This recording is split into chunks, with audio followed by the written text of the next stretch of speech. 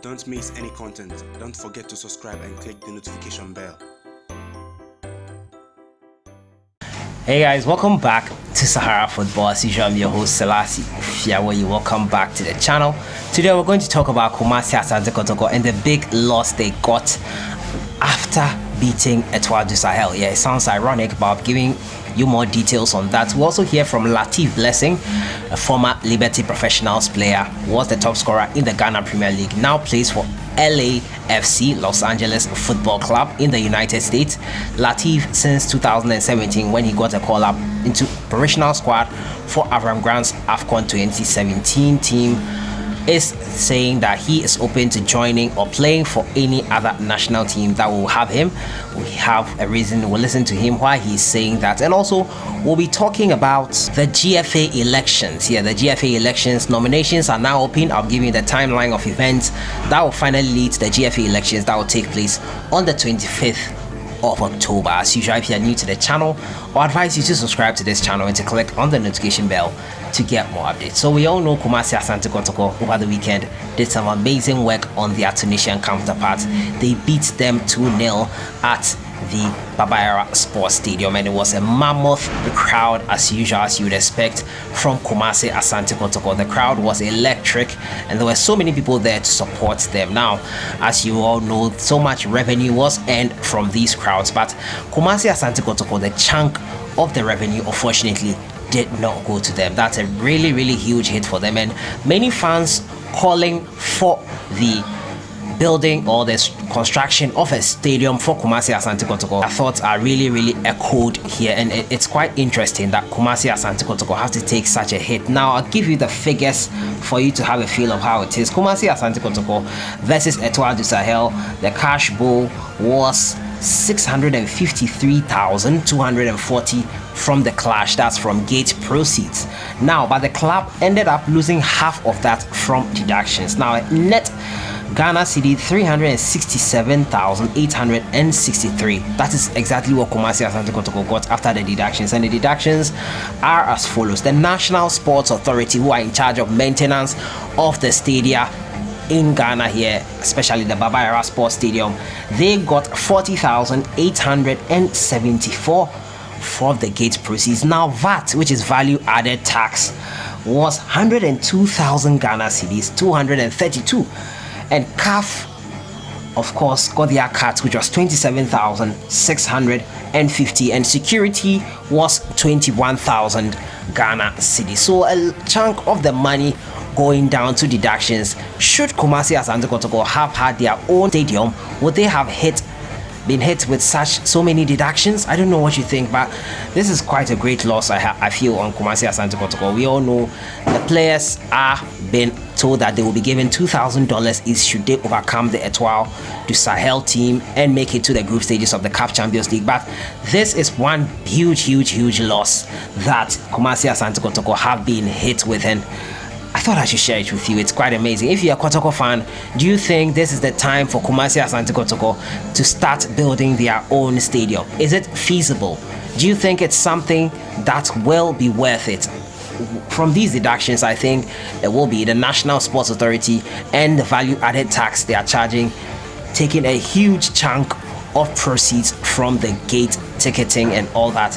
I think Kumasi Asante Kotoko, it will be in their best interest to get a stadium of their own and have their games played there. But hey, anything is possible. Where the Babayara Sports Stadium is located is the center of Kumasi, the heart of Kumasi, and will fans be able to make it through to a new stadium that has been built in the outskirts of town? Because it looks like that was exactly where, if a new stadium is going to be built, it will be built. Let me know your thoughts in the comments box. Should Kumasi Asante Kotoko be looking for another stadium? Should they build their own stadium?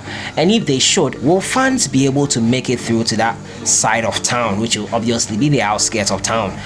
Thoughts are welcome in the comments box. I move on to my next story. It has to do with Ghanaian player Latif Blessing. Yeah, Latif Blessing is a Ghanaian player who was last called up in the AFCON 2017 professional squad by coach Avram Grant, and unfortunately for Latif Blessing, he could not make a mark on the AFCON 2017. He and Ghana he did not make it to the final squad. Avram Grant did not call him to the final squad. Now Latif Blessing since that time has not had a call up to the Black Star squad, and he says here that he is open to joining another nationality, any national team that will call him. He referred to the United States as one of his options to join them should Ghana not call him for the Black Star squad.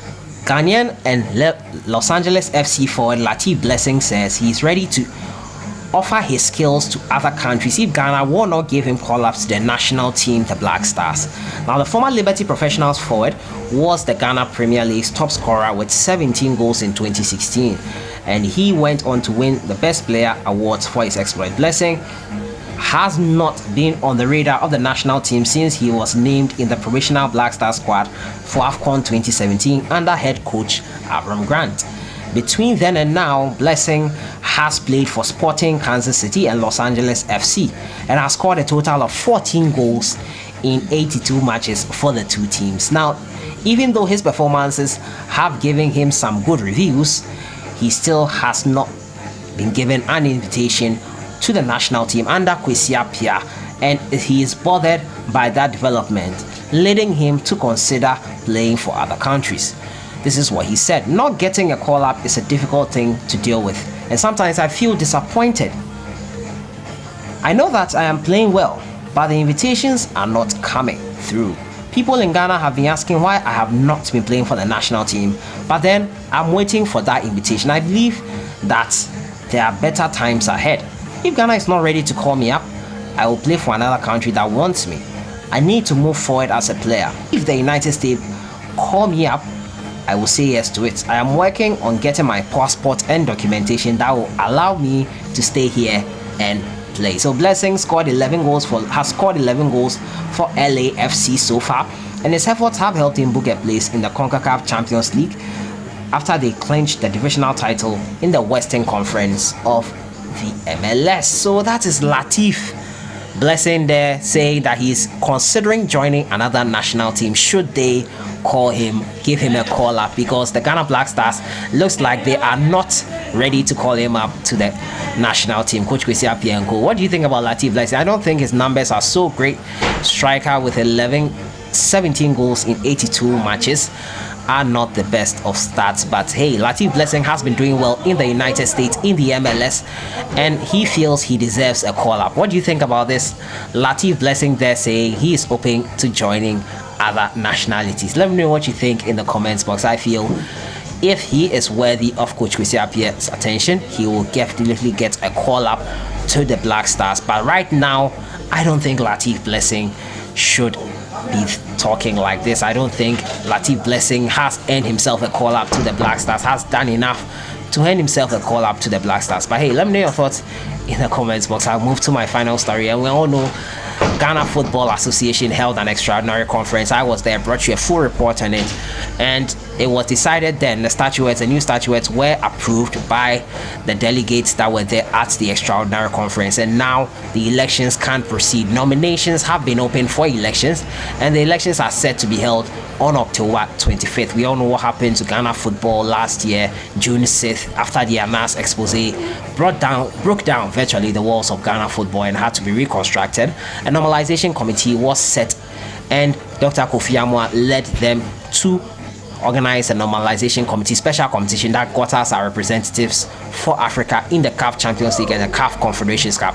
And now their tenure is over. After a few months of extension, their tenure is over, and after the elections, normalization committee's job will be done. The normalization committee has opened GFA elections open on Monday, yesterday. So the normalization committee overseeing the administration of football in Ghana has released the roadmap to finalize its mandate.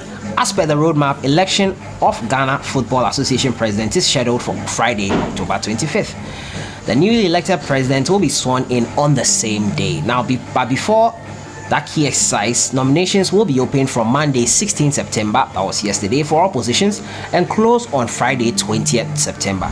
This follows the adoption of new statutes and regulations for the organization on Thursday, September 5th, at the auditorium of the College of Physicians and Surgeons at the Extraordinary Conference. After a review of nominations, vetting of aspirants will be conducted on September 25th to October 1st. Room will be made for appeals according to the roadmap. Regional FA chairpersons will be elected one clear week before the flagship election of the new GFA president. However, election of constituent bodies will be held a day before the D-Day, which is the election day on 25th October. The Dr. Kofi Amwa-led Normalization Committee has been at the helm of football since September 2018, following the dissolution of the association due to an expose by investigative journalist Anas. The expose on June 2018 implicated the GFA president Kwesi Nyantakyi, who was also first vice president of the Confederation of African Football. So that is the roadmap to elections for the Ghana Football Association. What are your thoughts on this and those who are going to take part in these elections? The nominees, the presidential aspirants have been coming in, but these are a few of them on your screen right now, and they are looking to be the next GFA president. Amongst them are Dr. Kwame Che of Kumasi Asante Kotoko, and also the former GFA vice president himself, George Efrie, as well as Keto Kweku of Dreams FC, side former vice president of the GFA, Fred Papo, and others. So that is the roadmap for the Ghana Football Association. Football will be brought to normalcy should this election take place finally, and the mandate of the Normalization Committee will be over then. So that has been it for today. I've been talking to you about Kumasi Asante Kotoko and the great loss they suffered despite that monumental win over Etoile du Sahel 2-0 at the Babayara Sports Stadium. They lost a lot of the gate proceeds to taxes from the NSA and the value-added tax, and that got me thinking, should Kumasi Asante Kotoko be looking to build their own stadium? I've also been talking to you about Latif Blessing, who says he deserves to be called up to the Black Stars, and should he not get a call up and get one from the United States, he will consider joining their national team. And the Ghana Football Association roadmap to election has been drawn. Nominations opened on Monday, 16 September, and will be closed on 20th September. I'll see you guys in the next one. Let me know your thoughts on everything in the comments box. Enjoy your week.